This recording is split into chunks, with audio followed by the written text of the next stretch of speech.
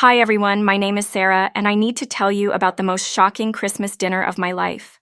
What happened that night changed everything, and I promise you won't believe how it ended. But first, let me ask you something. Have you ever had people in your life who smiled to your face but were planning to destroy you behind your back? Well, that's exactly what happened to me. The smell of roasted turkey filled our dining room as everyone sat around the table. My mother-in-law Linda was complaining about the cranberry sauce. My sister Emma was trying to change the subject, and Mark's three best friends, Jake, Tommy, and Dave, kept looking at each other with these weird smiles. I should have known something was wrong. Jake kept checking his watch like he was waiting for a show to start.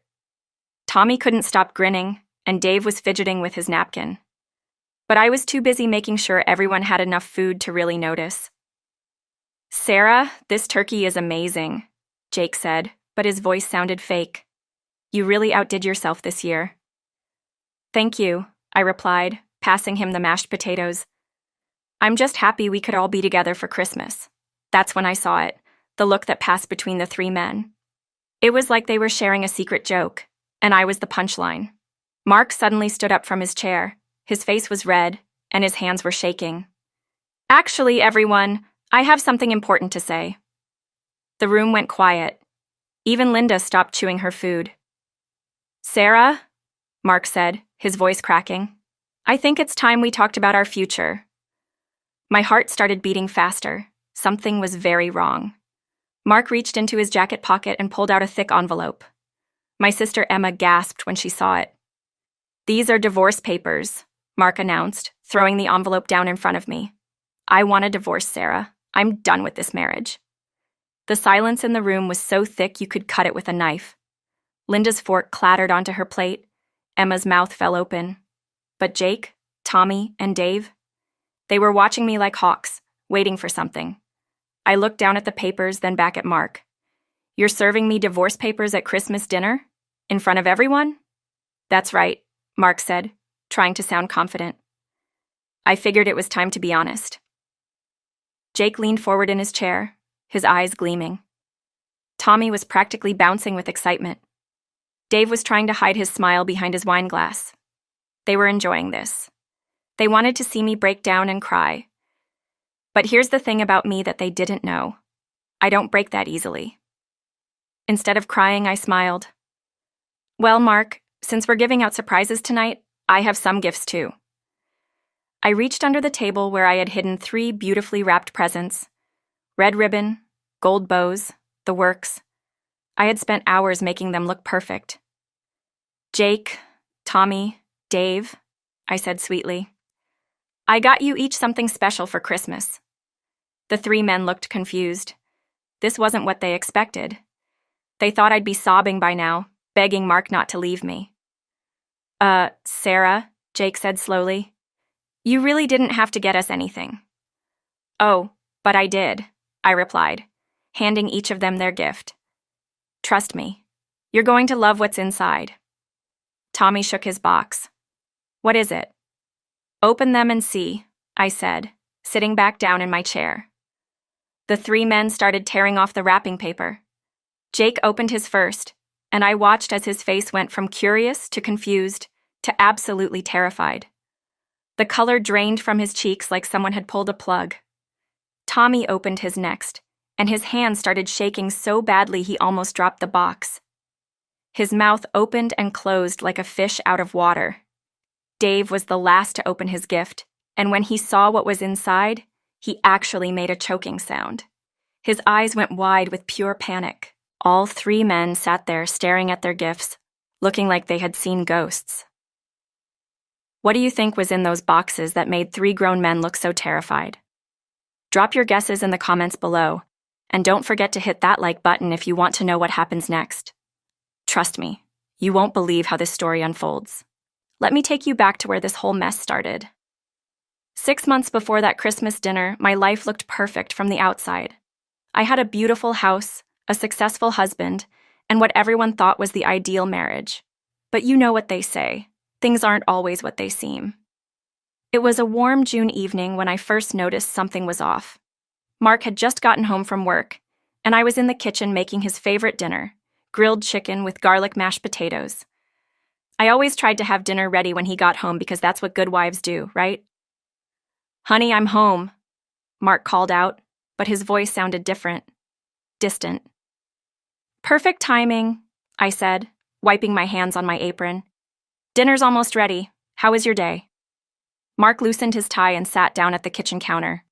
"Long, really long. Jake wants to grab drinks after work tomorrow, so I'll be home late." This was the third time that week Jake had wanted to hang out. "Again? You guys just went out on Tuesday." "Sarah, he's my best friend. We work hard and sometimes we need to blow off steam." Mark's tone was sharper than usual. I didn't want to start a fight, so I just nodded and served dinner. But something felt wrong. Mark barely touched his food and kept checking his phone every few minutes. "Who keeps texting you?" I asked, trying to sound casual. "Just work stuff," he said quickly, putting his phone face down on the table. That night, Mark fell asleep before I even got out of the shower. I lay awake staring at the ceiling, wondering when my husband had become a stranger. The next few weeks were more of the same. Mark worked late almost every night. When he was home, he seemed distracted and irritable.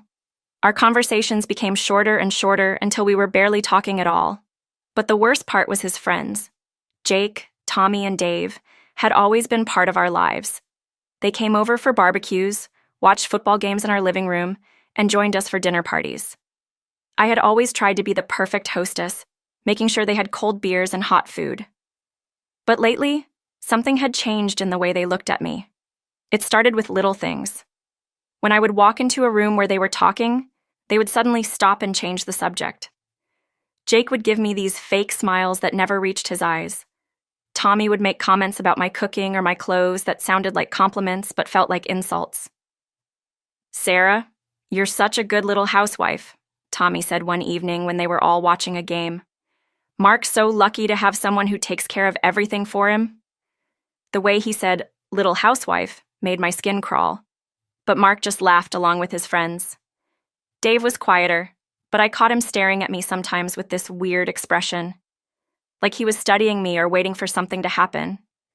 The worst was Jake. He had this way of making me feel stupid without actually saying anything mean. He would ask me questions about current events, then act surprised when I knew the answers. Or he would make jokes that everyone else laughed at, but I didn't understand. "Sarah doesn't get it," he would say with that fake smile. "She's too pure for our twisted sense of humor." Mark never defended me. He just laughed along with them like I wasn't even there. One night in July, I was cleaning up after another dinner party when I overheard them talking on the back patio. I was washing dishes by the kitchen window, and their voices carried through the screen. "Dude, you need to be more careful," Jake was saying. "Sarah's not stupid." "She doesn't suspect anything," Mark replied. "She trusts me completely." "That's what makes this so easy," Tommy added. "She has no idea what's coming." My hands froze in the soapy water. What was coming? What didn't I know? "Just remember what we talked about," Dave said quietly. "Stick to the plan." I know, Mark sounded annoyed. "Everything's under control." They came back inside before I could hear more, but those words echoed in my head for days. What plan? What was I supposed to suspect? I started paying closer attention to everything. Mark's late nights, his secretive phone calls, the way his friends looked at me. I noticed that Mark had been dressing nicer for work, wearing cologne more often, and taking extra care with his appearance. One evening in August, Mark's phone rang while he was in the shower. Without thinking, I glanced at the screen. The name Jessica flashed across it with a heart emoji. My blood ran cold. Who was Jessica? Mark had never mentioned anyone by that name. When Mark came out of the bathroom, I was sitting on the bed pretending to read a magazine. "Your phone rang," I said casually. "Someone named Jessica." Mark's face went white for just a second before he recovered. "Oh, that's just someone from the marketing department, probably about the Johnson account." But I saw the panic in his eyes, and I knew he was lying. That night, I lay awake thinking about everything. The late nights, the secretive behavior, his friends' weird comments, and now this Jessica person. Pieces of a puzzle were starting to come together, but I didn't want to believe what I was seeing. Have you ever had that moment when you realize your whole life might be a lie? When the person you trust most in the world might be betraying you? Let me know in the comments if you've ever felt that sinking feeling in your stomach when you know something's wrong, but you're afraid to find out what it is. You know that feeling when your worst fears turn out to be true?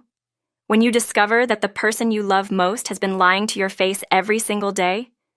Well, that's exactly what happened to me on a rainy Tuesday morning in September.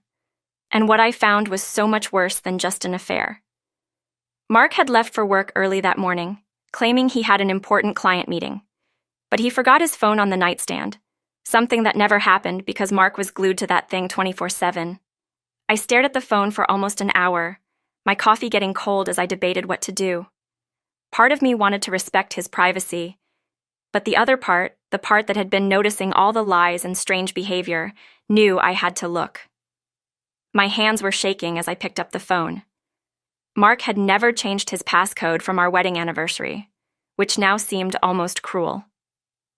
The phone unlocked, and I went straight to his text messages.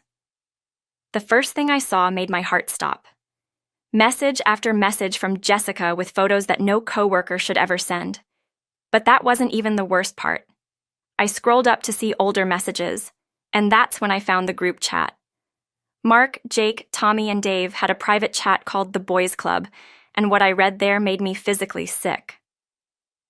Jake. How's Operation Break Sarah going? She suspect anything yet? Mark. Nah, she's clueless. Still making me dinner every night like nothing's wrong. Tommy. Dude, I can't believe she hasn't figured it out. My wife would have caught me months ago. Dave. That's because your wife isn't as trusting as Sarah. She actually believes Mark works late every night. Mark. Jessica thinks it's hilarious that my wife has no idea. She wants to meet her sometime. Jake. Don't get cocky. We need to stick to the plan. Christmas dinner is still the target date. Tommy. I still think we should bet on how long she'll cry. I'm saying at least 10 minutes. Dave. My money's on her running out of the room. She won't be able to handle the public humiliation. Jake. Either way, it's going to be epic. Mark serves the papers, she breaks down, and we all get front row seats to the show. I dropped the phone like it was on fire. My whole body was shaking, and I felt like I was going to throw up. They weren't just cheating and lying. They were planning to humiliate me in front of my family. They had turned my marriage into some sick game for their entertainment. But I kept reading, and it got worse. Mark. Jake, you sure about the money thing? I don't want to get caught. Jake. Trust me, I've done this before. Move it to the offshore account I set up. She'll never find it. Tommy. Smart. My divorce cost me everything because I didn't plan ahead. Dave. What about the house? Mark. Already talked to a lawyer. Since it's in both our names, I can force a sale. She'll get half, but that's better than her getting everything. Jake. Don't forget about the credit cards. Max them out on stuff you can return later. Stick her with the debt. They weren't just planning to divorce me. They were planning to destroy me financially. Jake was helping Mark hide money, and they were all giving advice on how to leave me with nothing. I screenshot everything before Mark's phone started ringing. I quickly put it back on the nightstand and pretended to be getting dressed when Mark came rushing back. Forgot my phone, he said, grabbing it quickly. Can't function without this thing. I know the feeling, I said, forcing a smile. Have a good day at work, honey.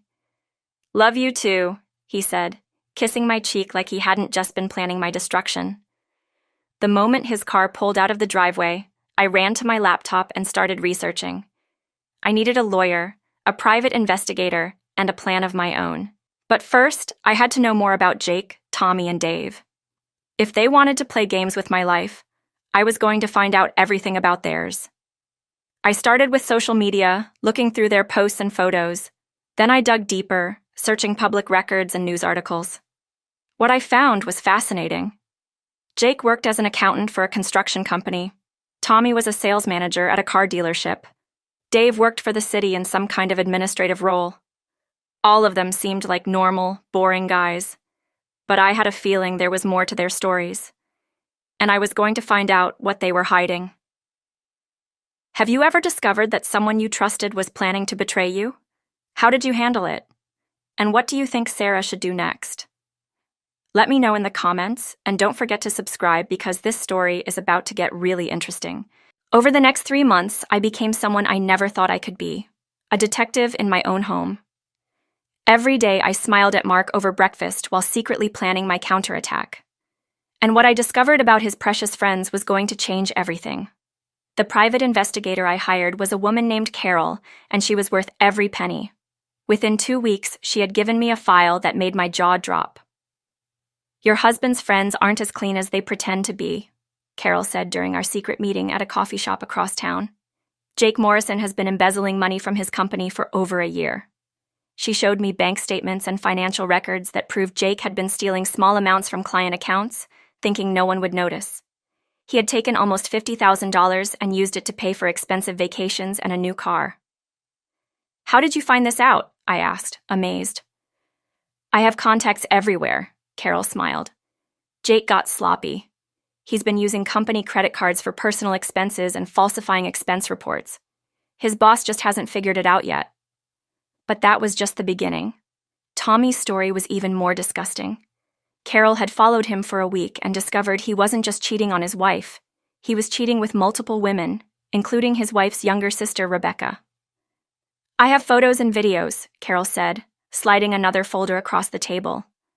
"Tommy meets Rebecca at a motel every Thursday afternoon. He tells his wife he's at sales meetings." The photos made me sick. Tommy and Rebecca in the motel parking lot, kissing in his car, going into room 237 together. His wife, Sarah, yes, we had the same name, had no idea her husband and sister were betraying her. "There's more," Carol continued. "Tommy's been stealing cars from his dealership lot. He takes them for weekends, puts fake temporary tags on them, then returns them Monday morning. He's been doing it for months." Dave's secrets were different but just as damaging. Carol had discovered that he had been lying about his military service for years. "Dave Williams never served overseas," she explained. "He was in the National Guard for 2 years but never deployed anywhere. Yet he's been collecting veterans' benefits and using his fake military record to get promotions at work." "How is that possible?" I asked. "He forged documents, fake deployment papers, fake medals, fake medical records claiming PTSD from combat he never saw. The VA has been paying him disability benefits for 3 years." I stared at the evidence in front of me. Jake was a thief, Tommy was a cheater and a car thief, and Dave was a fraud. These were the men my husband trusted, the ones giving him advice on how to destroy my life. But I wasn't done yet. I needed to know more about Mark's affair and their financial plans. Carol had been following Mark too, and what she found was almost funny if it wasn't so pathetic. Mark thought he was being so clever, but he was actually terrible at hiding his affair. "Your husband meets Jessica Martinez every Tuesday and Friday at the Marriott downtown," Carol reported. "He pays cash for the room and thinks he's being sneaky, but he uses the same credit card for dinner afterward every time." She showed me receipts, photos, and even audio recordings of Mark bragging to Jessica about how stupid I was. "He told her you do all the housework and cooking while he's out having fun," Carol said. "Jessica thinks it's hilarious that you have no idea what's happening." The worst part was learning about their financial scheme. Carol had traced the offshore account Jake had set up for Mark. They had already moved $15,000 from our joint savings account. "They're planning to move more money right before Christmas," Carol explained. "Jake's been teaching Mark how to hide assets and create fake debts to reduce what you'd get in a divorce." I also discovered that Mark had been applying for credit cards in both our names, planning to max them out and leave me with the debt. He had already opened 3 cards I didn't know about. But here's what Mark and his friends didn't know. I had been busy too. I had secretly opened my own bank account and started moving money there.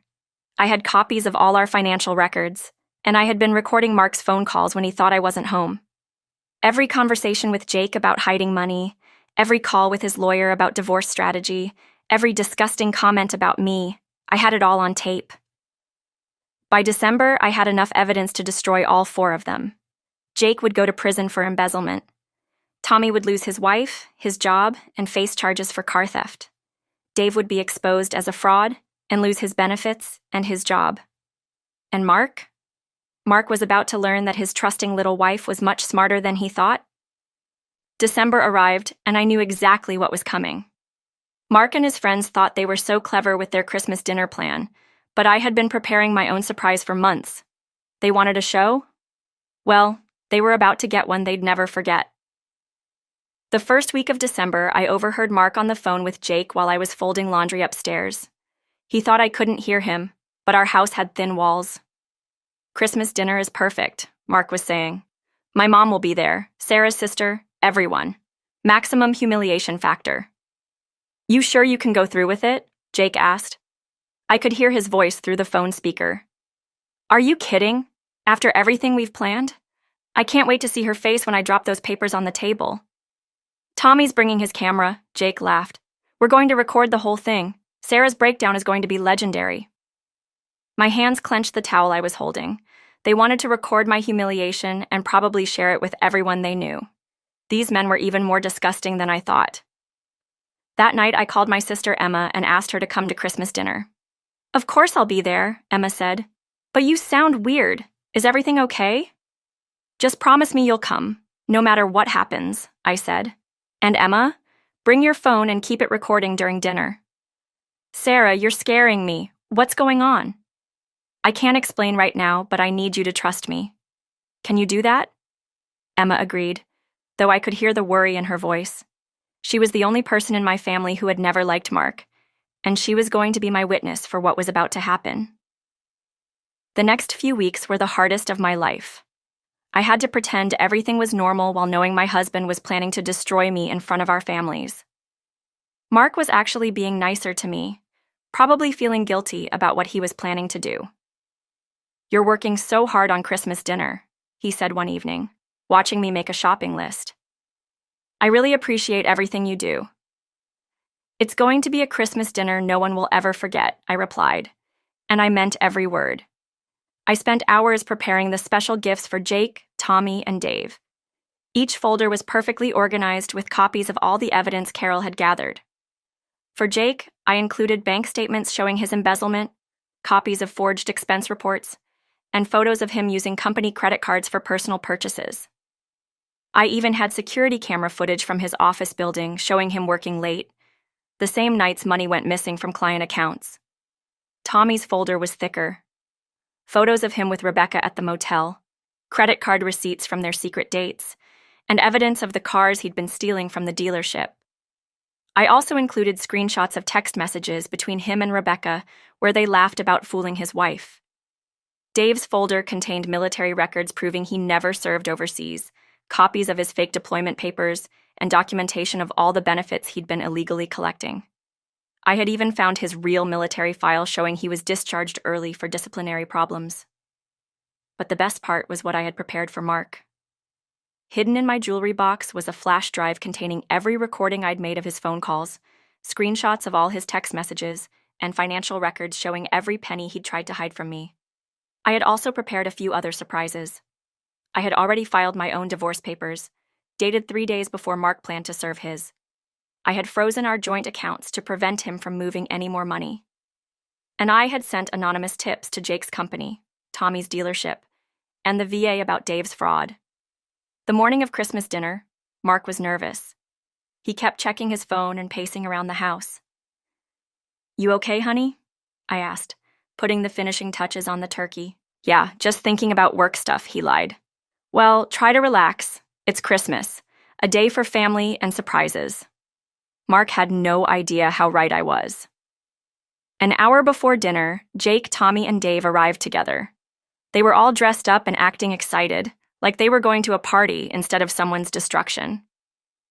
"Sarah, you look beautiful," Jake said with his fake smile. "This is going to be such a special Christmas."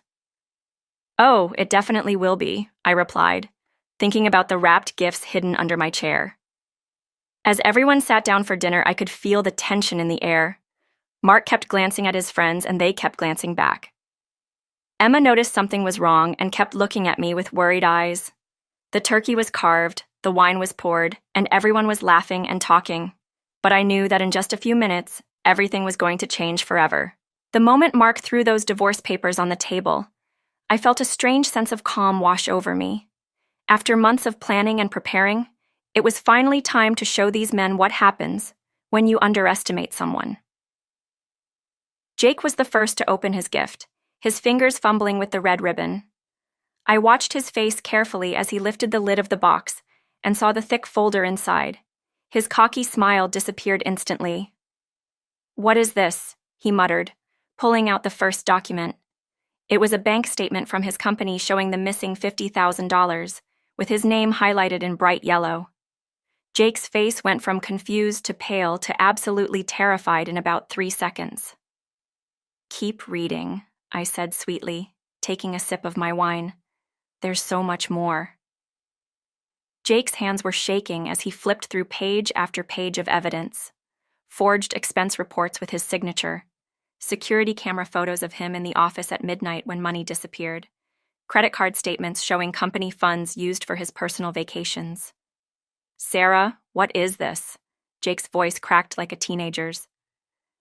"It's your Christmas present," I replied. "Everything your company needs to send you to prison for embezzlement." Tommy had been watching Jake with growing panic, but now he started tearing into his own gift. The first thing he saw was a photo of himself kissing Rebecca in the motel parking lot. "Oh, God," Tommy whispered, his face turning green. "There are 47 photos in total," I said conversationally, as if we were discussing the weather. "Plus videos, text messages, and hotel receipts. Your wife Sarah is going to be so interested to see what you and her sister have been doing every Thursday afternoon." Tommy's hands were shaking so badly he could barely hold the photos. There he was, clear as day, betraying his wife with her own sister. The timestamps on the photos showed this had been going on for 8 months. "But wait, there's more," I continued. "Keep looking." Tommy found the evidence of his car theft scheme. Photos of him driving dealership cars with fake tags, security footage from the motel showing him in different stolen cars, and records proving he'd been doing this for over a year. "You've been busy, Tommy," I said. "Cheating on your wife, stealing cars, lying to everyone. Your boss is going to love seeing all of this." Dave was the last to open his gift, and by now his hands were trembling. He knew whatever was in that box was going to destroy his life too. The first document he saw was his real military record, the one showing he was discharged early for disciplinary problems and never served overseas. "No," Dave whispered. "No, no, no." "Yes," I said firmly. "Every fake document you created, every lie you told, every dollar you stole from veterans who actually served, it's all in there." Dave's folder contained copies of his forged deployment papers, his fake medical records, and documentation of every benefit payment he'd received illegally. I had even included a letter from a real veteran who had been denied benefits while Dave collected money for service he never performed. "The VA investigators are very interested in your case," I told him. "Fraud against veterans is a federal crime, Dave. You're looking at serious prison time." All 3 men sat in stunned silence, staring at the evidence of their crimes.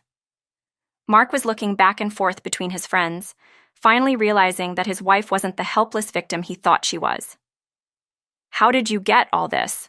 Mark demanded. "The same way you got information about hiding our money," I replied calmly. "I hired professionals. The difference is my professionals are actually good at their jobs." Linda, Mark's mother, was staring at everyone in shock. "I don't understand what's happening." "Let me explain," I said, standing up from my chair. "Your son and his friends have been planning to humiliate me at Christmas dinner for months. They wanted to watch me cry and break down when Mark served me divorce papers. They even planned to record it for their entertainment."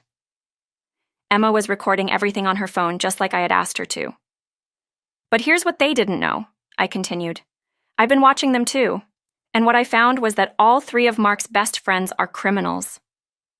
Jake was holding his head in his hands. Tommy was staring at the photos of his affair like he couldn't believe they existed. Dave was reading through his military fraud evidence with tears in his eyes. "I've already sent copies of everything to the police, the FBI, your employers, and your wives," I announced. "By tomorrow morning, All of your lives are going to be very different. The room was so quiet you could hear the grandfather clock ticking in the hallway. This is it, the moment I had been planning for months. Mark still thought he was in control, but he was about to learn that his trusting little wife had been 10 steps ahead of him the entire time. Mark slammed his fist on the table, making the wine glasses shake. Sarah, what the hell do you think you're doing? You can't just destroy people's lives like this. I looked at him with complete calm. Destroy people's lives? Mark, that's exactly what you and your friends have been planning to do to me. The only difference is I have actual evidence of real crimes. This is insane, Mark shouted. You're acting crazy. Am I? I reached into my purse and pulled out a small recording device. Let me play something for everyone. I pressed play, and Mark's voice filled the room. Sarah's so stupid, she has no idea what's coming. Jessica thinks it's hilarious that my wife still makes me dinner every night while I'm screwing around. Mark's face went white. Linda gasped and covered her mouth. Emma kept recording everything. That's from last Tuesday, I said. But I have months of recordings. Would you like to hear the one where you and Jake plan to hide our money in offshore accounts? Or maybe the one where Tommy gives you advice on how to stick me with credit card debt? You recorded me? Mark's voice was barely a whisper.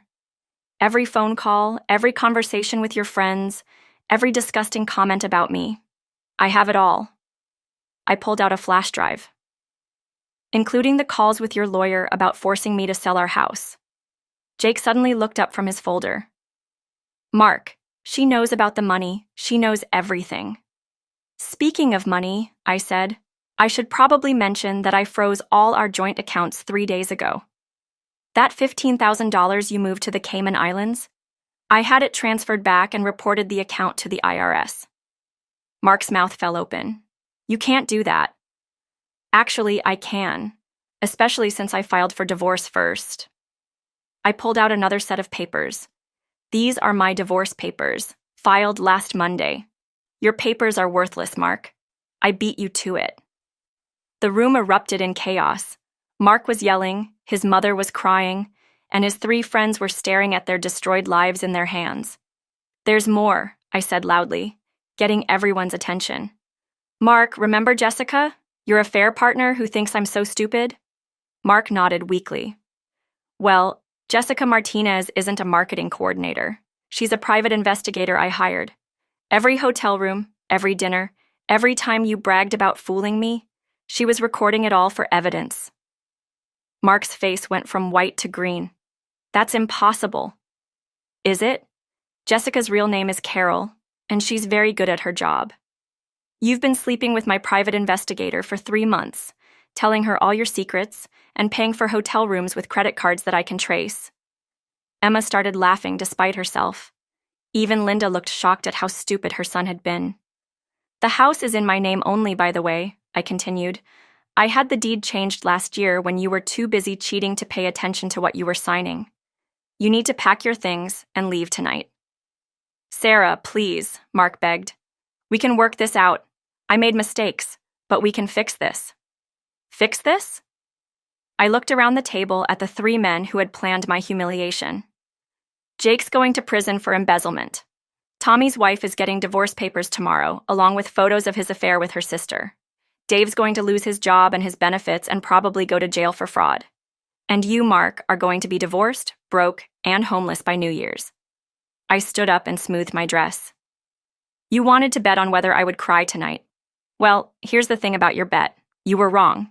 I'm not crying, but you are. And it was true. Jake was crying as he stared at evidence that would send him to prison. Tommy was crying as he looked at photos that would destroy his marriage.